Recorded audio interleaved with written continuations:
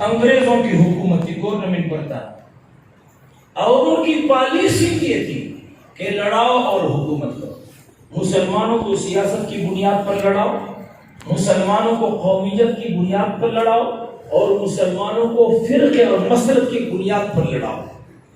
آج تک ہم لڑ رہے ہیں یا نہیں لڑ رہے؟ قومیت کی بنیاد پر سندھی، پٹھان، بلوچی، مہاجر، کتنا خون خرابہ ہوا کراچی میں، مختلف علاقوں میں۔ قومیت کی بنیاد پر ہم لڑے، سیاست کی بنیاد پر ہم لڑ رہے ہیں، اور فرقے اور مسلک کی بنیاد پر آج تک ہم لڑ رہے ہیں۔ نماز میں ہاتھ اٹھانے ہیں یا نہیں اٹھانے، آمین اونچی آواز سے کہنی یا آہستہ آواز سے، انگوٹھے چھونے ہیں یا نہیں چھونے، مردے سنتے ہیں یا نہیں سنتے، یہاں تک بات آ گئی۔ آج تک ہم لڑ رہے ہیں۔ گورنمنٹ برطانیہ نے لڑاؤ اور حکومت کرو کی پالیسی کے تحت مسلمانوں کو لڑایا، اور پورے بر صغیر میں فتنہ قادیانیت کو پھیلانے کی کوشش کی۔ قادیانیوں کی اس پھیلانے میں جتنے قادیانی مجرم ہیں اتنے ہم مولوی بھی مجرم ہیں۔ ہم نے امت کو لڑایا، مسجد الگ، مسلک الگ، کفر کے فتوے، آج تک ہم ایک دوسرے کے خلاف لڑ رہے ہیں اور قادیانی ہنس رہے ہیں۔ بالکل۔ ایک قادیانی کے ساتھ میرا مناظرہ چل رہا تھا، یہ واٹس ایپ پر۔ اس نے کہا کہ میں مسلمان ہونا چاہتا ہوں۔ میں نے کہا ویلکم، مرحبا۔ اس نے کہا کہ مجھے یہ بتائیے کہ میں دیوبندی بنوں یا بریلوی یا اہل حدیث بنوں۔ مطلب یہ تھا اگر میں کہتا کہ دیوبندی بنوں تو وہ کہتا جی بریلویوں کے نزدیک تو پھر بھی میں گستاخ رسول ہوں، کافر ہوں، تو ایک کفر سے نکل کے دوسرے کفر میں آیا۔ اگر میں کہتا کہ بریلوی بن جاؤ تو وہ کہتا کہ دیوبندی حضرات بریلویوں کو مشرک کہتے ہیں، تو میں ایک کفر سے دوسرے کفر میں آ گیا۔ اب یہ المیہ ہے یا نہیں؟ میں نے کہا دیوبندی، بریلوی، اہل حدیث سے پہلے جو اسلام تھا اس میں آ جاؤ۔ کہنے لگا وہ کدھر ہے، وہ کدھر ہے؟ جس مسجد پہ جاؤ اہل سنت والجماعت حنفی دیوبندی، اہل سنت والجماعت حنفی بریلوی، جامع مسجد اہل حدیث، تو وہ کدھر ہیں جو دیوبندی، بریلوی، اہل حدیث سے پہلے والے مسلمان؟ لمحہ فکریہ ہے یا نہیں؟ لیکن میرے پاس جواب ہے، اور وہ یہ ہے، میں نے کہا کہ وہ والا اسلام جو دیوبندیت، بریلویت اور اہل حدیث سے پہلے والا ہے، وہ اسلام ہے جس کا تصور مولانا مودودی رحمۃ اللہ علیہ نے پیش کیا، جس میں کوئی مسلک نہیں، کوئی فرقہ نہیں، جس نے خالص اسلام کی ترجمانی کی ہے۔ آپ مولانا مودودی رحمۃ اللہ علیہ کے 100 سے زیادہ کتابوں کا مطالعہ کریں، آپ کو دیوبندیت، بریلویت، اہل حدیثیت کہیں نہیں ملے گی، آپ کو صرف اور صرف اسلام ملے گا۔ جب یہ بات میں نے کی تو اس کا منہ بند ہو گیا، پھر جواب نہیں تھا۔ میرے دوست اور بھائیو، یہ ایک المیہ ہے۔ آج ہم ایک دوسرے پر کفر کے فتوے لگا کر کے یہود اور نصارہ اور قادیانیت کے لیے راستہ ہموار کر رہے ہیں۔ اس لیے آج سے یہ عزم کرو، اللہ کے گھر میں توبہ کرو کہ دیوبندیت، بریلویت اور اہل حدیثیت کی بنیاد پر ہم نہیں لڑیں گے۔ ہم ایک ہیں، اور دشمن کو ثابت کر کے بتاؤ، قادیانیوں کو بتاؤ، ناموس رسالت کے دشمنوں کو بتاؤ، ختم نبوت کے خداعوں کو بتاؤ کہ ہم رسول اکرم صلی اللہ علیہ وسلم کے ناموس کے لیے ایک تھے اور ایک ہیں۔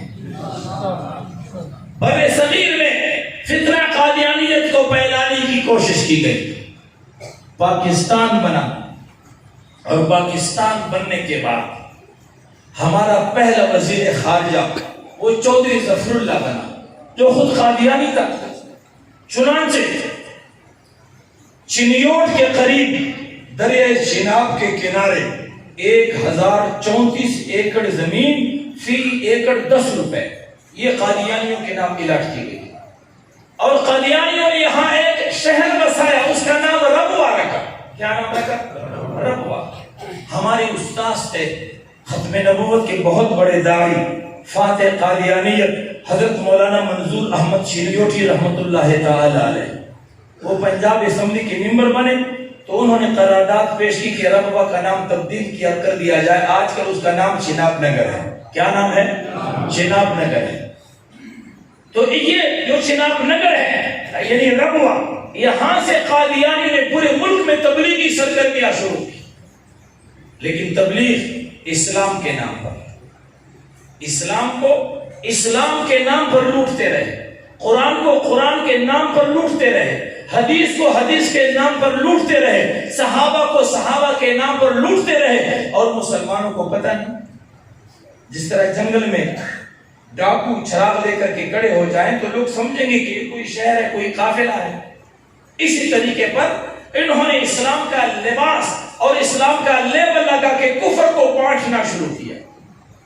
1953 میں امیر شریعت مولانا سید عطا اللہ شاہ بخاری رحمت اللہ علیہ کی قیادت میں ختم نبوت کی تحریک تھی، اور اس تحریک میں مسلمانوں کا مطالبہ یہ تھا کہ قادیانیوں کو غیر مسلم اقلیت قرار دیا جائے. آج یہ تفصیلی بیان میں اس لیے کر رہا ہوں کہ آپ کا گاؤں بہت دور ہے. آج میں بہت تک گیا ہوں تو تاکہ آئندہ پھر آپ نہ بنائے بات ختم ہو جائے، ٹھیک ہے نا، تاکہ میں پوری بات آپ کے سامنے رکھ لوں. روڈ بھی خراب ہے. تو بہرحال جزاک اللہ. آج کل یہ فیس بک اور یہ میڈیا پر ہزاروں لوگوں تک بات پہنچ جاتی ہے. مطالبہ یہ تھا کہ قادیانیوں کو غیر مسلم اقلیت قرار دیا جائے. یہ مطالبہ کیوں تھا؟ میں نے قادیانیوں کو ایک چیلنج دی، پوری دنیا کے قادیانی، اور میں نے کہا کہ ایسا کرو، یہ تم لوگ چیختے ہو چلاتے ہو کہ ہمارے ساتھ پاکستان میں زیادتی ہو رہی ہے، ظلم ہو رہا ہے، ہمارے حقوق غصب کیے جا رہے ہیں. میں نے کہا آؤ ہم اور آپ بیٹھ جاتے ہیں، اور درمیان میں فیصلہ کرنے والے، ہماری گفتگو کو سننے والے یا سکھ ہوں یا ہندو ہوں یا کرسچن، وہ بیٹھ جائیں، ہماری گفتگو سنیں کہ زیادتی ہم کر رہے ہیں یا تم کر رہے ہیں. جو فیصلہ انہوں نے کیا وہ ہمیں تسلیم ہو. مسلمانوں نے کہا ان کو غیر مسلم اقلیت قرار دیا جائے. یہ مطالبہ دیا. کیوں؟ اس لیے ایک ہلکی سی مثال تو یہ ہے کہ ہمارے ملک میں جو مختلف کمپنیاں اور کارخانے ہیں، جیسے جوتا بنانے کا کارخانہ ہے، سروس کمپنی سے اگر 15-20 ملازمین نکل جاتے ہیں اور یہ 15-20 ملازمین جوتا بنانے کا کارخانہ کھول دیتے ہیں، تو کیا یہ لوگ جو سروس کمپنی سے نکلے ہیں یہ سروس کا نام، ٹریڈ مارک اور مونوگرام استعمال کر سکتے ہیں؟ نہیں کر سکتے، اس لیے کہ کمپنی سے نکل گئے. موسیٰ علیہ السلام اللہ کے نبی گزرے ہیں، اور موسیٰ علیہ السلام پر اللہ نے جو کتاب نازل کی ہے اس کا نام تورات ہے. جو لوگ موسیٰ علیہ السلام کو جنہوں نے نبی تسلیم کیا وہ یہودی کہلائے. وہ کیا کہلائے؟ یہودی. موسیٰ علیہ السلام کے بعد عیسیٰ علیہ السلام اللہ کے نبی آئے اور اللہ نے ان پر انجیل نازل فرمائی. جن لوگوں نے موسیٰ علیہ السلام کے بعد حضرت عیسیٰ علیہ السلام کو نبی مان لیا وہ عیسائی کہلائے. وہ یہودیت سے کٹ گئے، وہ اپنے آپ کو یہودی نہیں کہہ سکتے، وہ کیا کہلائے؟ عیسائی. عیسیٰ علیہ السلام کے بعد محمد رسول اللہ اللہ کے نبی آئے. جن لوگوں نے محمد رسول اللہ صلی اللہ علیہ وسلم کو نبی تسلیم کیا وہ عیسائیت سے کٹ گئے، وہ مسلمان کہلائے. اب کوئی مسلمان ہم اور آپ میں سے اس ملک میں چلا جائے جہاں عیسائیوں کی اکثریت ہے، روم اٹلی میں چلا جائے، برطانیہ، وہ ممالک جہاں عیسائیوں کی اکثریت ہے وہاں چلا جائے یہ مسلمان، یا وہاں جو مسلمان رہ رہے ہیں اور وہ مسلمان کہیں کہ ہم اقلیت نہیں ہیں، ہمیں اکثریت والے حقوق چاہیے، ہم عیسائی ہیں، تو وہاں کے لوگ کہیں گے، وہاں کے پادری ان سے کہیں گے کہ تم عیسائی نہیں ہو، جھوٹ مت بولو.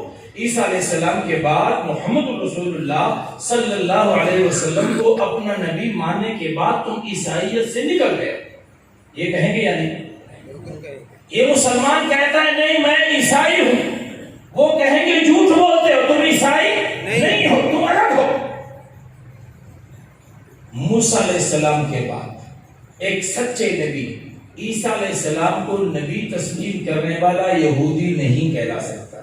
عیسیٰ علیہ السلام کے بعد ایک سچے نبی محمد رسول اللہ کو نبی تسلیم کرنے والا عیسائی نہیں کہلا سکتا، تو محمد رسول اللہ صلی اللہ علیہ وسلم کے بعد ایک جھوٹے اور کذاب شخص کو نبی تسلیم کرنے والا کیسے مسلمان ہو سکتا ہے؟ مسلمان ہو سکتا ہے؟ اب قادیانی جب خود نبوت کا دعویٰ کر کے امت محمدیہ سے خود الگ ہو چکے ہیں، خود نکلے ہیں، اور صرف نبوت ہی کا دعویٰ نہیں، یہ جو تذکرہ ہے اس میں 2 فتوے ہیں مرزا قادیانی کے کہ جو لوگ مجھے نبی نہیں مانتے، جو مجھے نہیں مانتے، وہ جہنمی ہیں، وہ اسلام سے خارج ہیں، پوری امت کو اسلام سے خارج کر دیا، پورے امت کو جہنمی قرار دیا۔ اور ایک اور کتاب ہے، یہ میرے پاس روحانی خزائن، یہ جلد نمبر 5 قادیانیوں کی کتاب ہے، صفحہ نمبر 557 پر اس پہ لکھا ہے کہ جو لوگ مجھے نہیں مانتے وہ سب کے سب کنجریوں کی اولاد ہے۔ یہ صافی بات ہے۔ ایک قادیانی نے مجھے کہا، اس میں ذریت البغایا کا لفظ ہے، علماء بیٹھے ہوتے ہیں، ذریت البغایا، تو مجھے قادیانی نے کہا کہ یہ بغایا باغی کی جمع ہے، اس کا معنی یہ ہے کہ جو لوگ مجھے نہیں مانتے وہ سرکش ہیں، باغی ہیں۔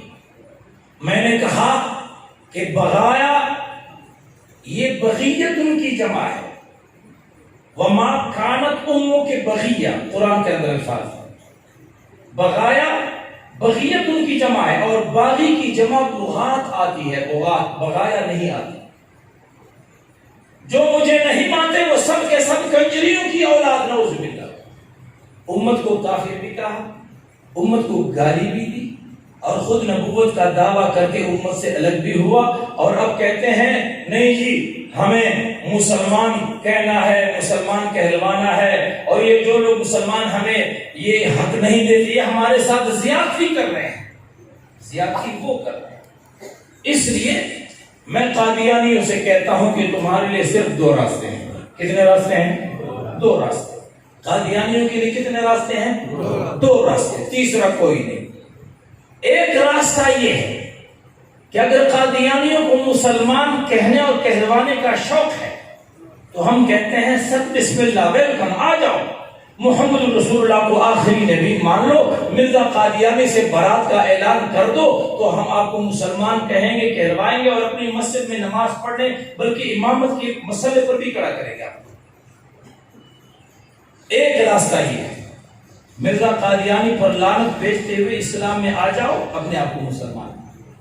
دوسرا راستہ یہ ہے کہ اگر محمد رسول اللہ کے ختم نبوت پر ایمان نہیں لاتے، مرزا قادیانی کو اپنا پیشوا اور مقتدا مانتے ہو، تو پھر دوسرا راستہ یہ ہے کہ اپنا نام بدل دو، الگ شناخت کے ساتھ، الگ تعارف کے ساتھ دنیا کے سامنے آؤ، جس طرح کہ ہندو ہیں، سکھ ہیں، کرسچن ہیں، یہودی ہیں، بہائی ہیں، بدھسٹ ہیں، وغیرہ مختلف لوگ ہیں، تو تم بھی رہو۔ ان 2 راستوں کے علاوہ کوئی تیسرا راستہ ہے؟ کوئی راستہ ہے۔ تو بہرحال 1953 کے ختم نبوت میں مسلمانوں کا مطالبہ یہ تھا کہ قادیانیوں کو غیر مسلم اقلیت قرار دیا جائے، اور 1953 میں قادیانیوں کا ایک بہت بڑا منصوبہ پہلی مرتبہ بے نقاب ہوا، ایک بہت بڑی سازش تھی قادیانیوں کی جو پہلی مرتبہ سامنے آئی۔ وہ سازش کیا تھی؟ وہ یہ تھی کہ بلوچستان جو کہ رقبے کے لحاظ سے بڑا صوبہ ہے، آبادی کم ہے، قدرتی وسائل سے مالا مال ہے، اور سمندر سے ٹچ صوبہ ہے، بندرگاہ بھی ہے، تو ان کا منصوبہ یہ تھا کہ بلوچستان کو ایک قادیانی اسٹیٹ بنائیں گے، جس طرح خلیج عرب میں اسرائیل ہے یہودی ریاست، اسی طرح وسط ایشیا میں بلوچستان کو قادیانی ریاست بنائیں گے۔ اس سازش کو بے نقاب کیا کس نے؟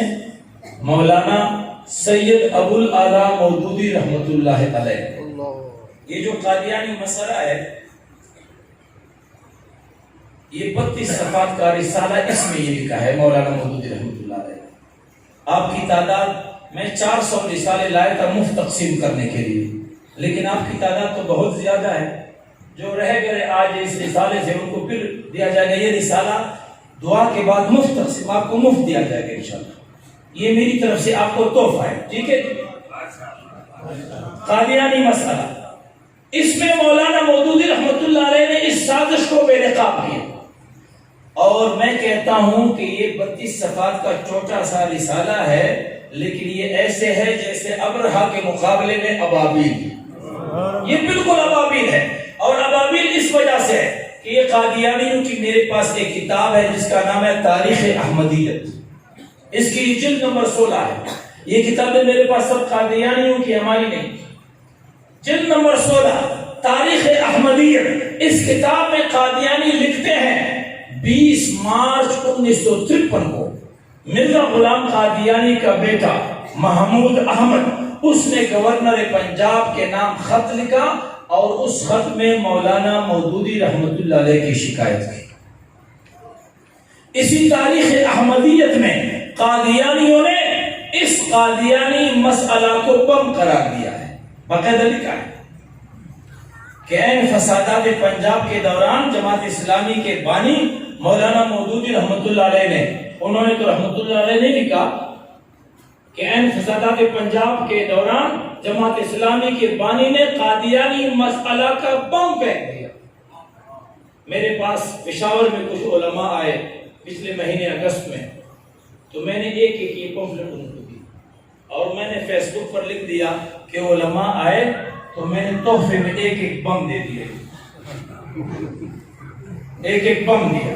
پھر اس کی تفصیل لکھی اور آخر میں لکھا کہ قادیانیوں نے اس کو بم قرار دیا. تب لوگوں نے کہا کہ مفتی صاحب ہم تو ڈر گئے کہ آج کل مفتی صاحب بم تقسیم کرنے لگے, ویسے بھی ملک کے حالات خراب ہیں. تو میں نے کہا اس رسالے کو قادیانیوں نے بم قرار دیا, آپ سب کو ایک ایک بم دوں گا انشاءاللہ دعا کے بعد. اس کو پڑھنا ہے اور آگے لوگوں تک پہنچانا ہے. اور مولانا مودودی رحمت اللہ علیہ کو اسی تاریخ احمدیت میں قادیانیوں نے خونی ملا قرار دیا ہے. کیا قرار دیا ہے؟ خونی ملا. مولانا طاولہ شاہ بخاری, مولانا عبدالحامد بیدایونی, مولانا مفتی محمد شفیع, مولانا احتشام الحق تانوی اور مولانا سید ابو العلا مودودی, ان 5 حضرات کو خونی ملا قرار دیا ہے قادیانیوں نے. تو بہرحال 1953 میں یہ تحریک چلی اور مولانا مودودی رحمت اللہ علیہ نے اس رسالے کے ذریعے قادیانیوں کی اس سازش کو بے نقاب کیا. مولانا مودودی رحمت اللہ علیہ اس رسالے کی پاداش میں گرفتار ہوئے اور آپ پر سزائے موت کا حکم کیا. اس کے لیے قائدین ملت نے قربانیاں دی ہیں. ختم نبوت کا مسئلہ ایسے حل نہیں ہوا. عطا اللہ شاہ بخاری جیل میں, مولانا مودودی رحمت اللہ علیہ جیل میں, مولانا عبدالستار خان نیازی رحمت اللہ علیہ جیل میں, یہ تمام اکابر ملت گرفتار ہیں. 10,000 مسلمان شہید ہوئے. کتنے مسلمان شہید ہوئے؟ لاہور 10,000 مسلمان شہید ہوئے. عطا اللہ شاہ بخاری جیل میں ایک CID افسر آئے اور شاہ جی سے کہا کہ شاہ صاحب تمہاری تحریک ناکام ہو گئی. تمہارا جو مطالبہ تھا کہ قادیانیوں کو غیر مسلم اقلیت قرار دیا جائے, وہ مطالبہ تصریف نہیں کیا گیا. 10,000 مسلمان شہید کروائے گئے, تمہاری تحریک ناکام ہو. تو شاہ صاحب نے کیا جواب دیا؟ فرمایا ہماری تحریک ناکام نہیں ہوئی, ہم نے مسلمانوں کے دلوں میں ایسا ٹائم بم فٹ کیا ہے جو اپنے وقت پر بلاسٹ ہوگا تو دنیا کی کوئی طاقت قادیانیوں کو اس کی تباہی سے نہیں بچا سکے گی. یہ بم پھر کب پھٹا؟ 29 مئی 1974. نشتر میڈیکل کالج ملتان کے اسٹوڈنٹس 100 لڑکے تھے. یہ ملتان سے ریل گاڑی میں بیٹھ کے پنڈی آ رہے تھے سوات اور مری کے سیر و تفریح کے لیے. 100 لڑکے تھے. ڈاکٹر احسان باری گروپ لیڈر ہے اسلامی جمعیت طلبہ کے لڑکے تھے. اسلامی جمعیت طلبہ یہ مولانا سید ابو العلا مودودی رحمت اللہ علیہ کے روحانی فرزندوں کی ایک جماعت ہے, اسٹوڈنٹس کالج میں یونیورسٹیوں میں. 100 لڑکے تھے. ڈاکٹر احسان باری اور ڈاکٹر ارباب عالم, ڈاکٹر حفیظ انور, 100 لڑکے تھے. ریل گاڑی میں آ رہے تھے. ریل گاڑی جب رنوے ریلوے اسٹیشن پر پہنچی تو قادیانیوں نے اپنا لٹریچر تقسیم کرنا شروع کیا۔ یہ اسٹوڈنٹس تھے اور اسلامی جمعیت طلبہ کے لڑکے تھے، ان کی تربیت ہو چکی تھی، انہیں عقیدہ ختم نبوت کا پتہ تھا۔ یہ کسی لسانی جب گروہ کے کوئی ونگ نہیں تھی بلکہ جماعت اسلامی کی ونگ ہے، مولانا مودودی رحمۃ اللہ علیہ کے جاننثار ہیں، ان کا مطالعہ ہے، نظریات برابر ہیں۔ انہوں نے دیکھا کہ قادیانی براہ راست ہمارے نبی کی ختم نبوت پر حملہ اور ہیں، تو یہ اسٹوڈنٹس کھڑے ہو گئے اور انہوں نے نعرے لگائے، خاتم الانبیاء مصطفیٰ مصطفیٰ، رہبر و رہنما مصطفیٰ مصطفیٰ، ختم نبوت زندہ باد، قادیانیت مردہ باد، یہ نعرے لگائے۔ ریل گاڑی چل پڑی۔ قادیانیوں نے منصوبہ بنایا کہ یہ اسٹوڈنٹس واپس آئیں گے تو ان سے انتقام لیں گے۔ یہ جتنی باتیں میں کہہ رہا ہوں یہ جسٹس سمدانی نے اپنے کمیشن رپورٹ میں لکھی، ہوائی باتیں نہیں۔ آج کل تو ماحول ایسا ہے کہ کل حزب بما لدیہم فرحون، ہر آدمی اپنے مسئلے کی طرف بات کہتا ہے کہ یہ ہم نے کیا۔ میں یہ بات نہیں کر رہی، یہ جسٹس سمدانی نے کمیشن رپورٹ میں کہی۔ 100 لڑکے تھے، قادیانی نے منصوبہ بنایا کہ واپسی پر انتقام لیں گے۔ چنانچہ 29 مئی 1974 کو یہ اسٹوڈنٹس واپس ربوہ ریلوے اسٹیشن پر آئے تو 1000 قادیانی غنڈوں نے ان پر تشدد کیا، ان کو مارا پیٹا، اور یہیں سے ان اسٹوڈنٹس نے یہ نعرہ لگایا کہ ہماری تحریک اس وقت تک جاری رہے گی جب تک قادیانیوں کو غیر مسلم اقلیت نہیں قرار دیا جاتا۔ جنگل میں آگ کی طرح یہ تحریک پورے ملک میں پھیل گئی۔ دیوبندی، بریلوی، اہل حدیث، شیعہ، سنی، تمام پاکستانی مسلمان محمد مصطفیٰ کی ناموس کے لیے ایک پیج پر کھڑے ہو، اور پاکستان کے مسلمانوں نے بتا دیا کہ جہاں محمد مصطفیٰ کی ناموس کی بات آ جاتی ہے تو وہاں ہم سارے اختلافات پسے پش کر دیتے ہیں۔ 3 مہینے تحریک چلی اور حکومت نے پارلیمنٹ میں، قومی اسمبلی میں اس پر بحث مباحثے کا اعلان کیا، اور قادیانیوں کے اس وقت کا جو سربراہ تھا مرزا ناصر، اسے دعوت دی۔ یہ فیصلہ پارلیمنٹ میں کثرت رائے کی بنیاد پر نہیں ہوا، ورنہ پھر فریق مخالف کو بلانے کی ضرورت نہ ہوتی۔ یہ بات سمجھنے کی کہ آپ یہ نوجوان ہم سمجھیں۔ قادیانی پیٹتے ہیں کہ جی یہ ہوا، زیادتی ہوئی، دباؤ کی بنیاد پر فیصلہ کیا۔ دباؤ کی بنیاد پر فیصلہ نہیں کیا گیا، فریق مخالف کو بلایا گیا۔ مرزا ناصر جو پارلیمنٹ کا رکن ہی نہیں تھا، اسے بولنے اور گفتگو کی اجازت دی گئی۔ حالانکہ آپ جانتے ہیں کہ جو آدمی قومی اسمبلی کا ممبر نہ ہو وہ بات نہیں کر سکتا، اسے گفتگو کی اجازت دی گئی۔ 13 دن مباحثہ ہوا۔ ذوالفقار علی بھٹو مرحوم وزیر اعظم، صاحبزادہ فاروق علی خان اسپیکر، یحییٰ بختیار اٹارنی جنرل، مفتی محمود قائد حزب اختلاف، مولانا شاہ احمد نورانی، پروفیسر غفور احمد، یہ تمام حضرات پارلیمنٹ میں موجود تھے، اور 13 دن اس پر مباحثہ ہوا۔ 7 ستمبر 1974 کو پارلیمنٹ کے تمام ممبران اس نتیجے پر پہنچے کہ قادیانی غیر مسلم اقلیت ہیں، ان کا اسلام سے کوئی تعلق نہیں۔ یہ فیصلہ ہوا باقاعدہ، اس میں مولانا نورانی، پروفیسر غفور احمد، مولانا مفتی محمود، خان عبدالولی خان اور جتنے لوگ اس دور کے جن کے اس فیصلے پر دستخط ہیں، اللہ سب کو جزائے خیر نصیب فرمائے، اللہ سب کی مغفرت فرمائے۔ ہم بہت گنہگار ہیں، لیکن جنہوں نے میرے نبی کے مقابلے میں قادیانیوں کی مخالفت کی ہے، میرے نبی کے ساتھ جو کڑے ہوئے ہیں، اللہ ان کی گناہوں کو معاف فرمائے۔ تو بہرحال 7 ستمبر 1974 کو یہ فیصلہ ہوا۔ مرزا غلام قادیانی نے بہت زیادہ ڈینگیں وہ مارتا تھا، بڑی باتیں کرتا تھا، کسی مباہلے کا چیلنج ہے، مناظرے کا چیلنج ہے۔ ایک بات کرتا ہوں، پیر مہر علی شاہ گولوی رحمۃ اللہ علیہ کے نام خط لکھا کہ میں مناظرہ کرنا چاہتا ہوں. انہوں نے کہا ٹھیک ہے. کہنے لگے ایسے مناظرہ ہوگا کہ سورہ فاتحہ کی عربی میں تفسیر آپ بھی لکھیں گے میں بھی لکھوں گا. مرزا نے لکھا کہ سورہ فاتحہ کی عربی میں تفسیر آپ بھی لکھیں گے میں بھی لکھوں گا. جس کی تفسیر بہتر ہوگی وہ حق پر ہوگا. اور دوسری بات یہ لکھی کہ ایک اپاہج آدمی کو لائیں گے, میری دعا سے تندرست ہو کے چل پڑا تو میں حق پر, اور آپ کی دعا سے تندرست ہو کے چل پڑا تو آپ حق پر. حضرت پیر مہر علی شاہ صاحب رحمۃ اللہ علیہ نے جواب دیا کہ تفسیر میں اور آپ نہیں لکھیں گے, میں اپنا قلم کاغذ پر چھوڑ دوں گا اور آپ اپنا قلم کاغذ پر چھوڑ دوں گا.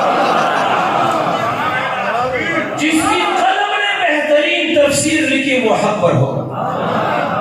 اور فرمایا اپاہج نہیں, مردے کو لاؤ, میت کو لے کر آ جاؤ, اگر آپ کی دعا سے زندہ ہو کے چل پڑا تو آپ حق پر, اور میری دعا سے زندہ ہو کے چل پڑا تو میں حق پر.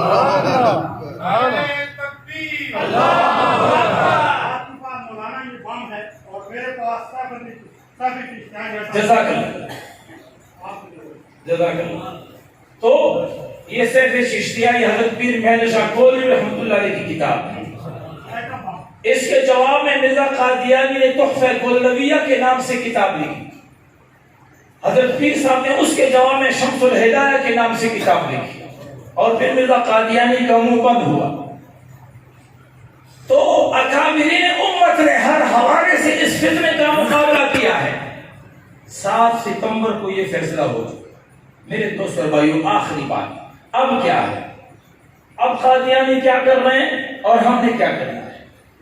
اب قادیانیوں کے 2 منصوبے ہیں. ایک منصوبہ یہ ہے کہ نئی نسل کو, نوجوانوں کو گمراہ کر دیا جائے. سوشل میڈیا ہے, فیس بک ہے. قادیانی کہتے ہیں کہ جن ملکوں میں ہماری تبلیغ پر زمینی راستے بند کر دیے گئے, وہاں اللہ نے آسمانی راستے کر دیے. آسمانی راستے کیا؟ یہ انٹرنیٹ ہے, فیس بک ہے, سوشل میڈیا ہے.